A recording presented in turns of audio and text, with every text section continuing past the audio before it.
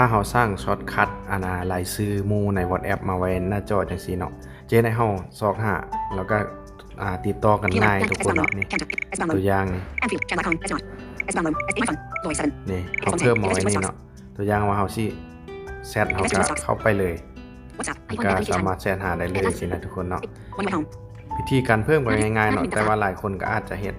เพื่อความสะดวกนั่นแหละเนาะแต่ว่าบางคนก็ยังบ่ทันรู้วิธีเฮ็ดมันเนาะวิธีเฮ็ดก็ง่ายๆทุกคนตัวอย่างว่าเขาจะเอาเบอร์นี้เข้าไปเนาะตัวอย่างว่าเนาะเขาก็กดค้างไว้ทุกคนกดค้างไว้แล้วมัดนี่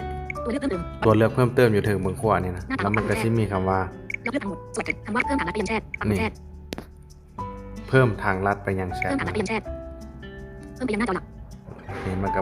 เพิ่มไปหน้าจอหลักบ่เฮาก็เพิ่มเนาะนี่ตอนนี้มันไปอยู่แล้วนี่มันจะมาอยู่หน้า2ของค่อยเนาะหน้าที่2จาก3นี่ตัวนี้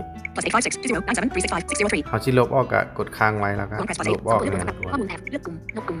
กดใส่นกกลุ่มก็ลบเขาสิลบเนาะ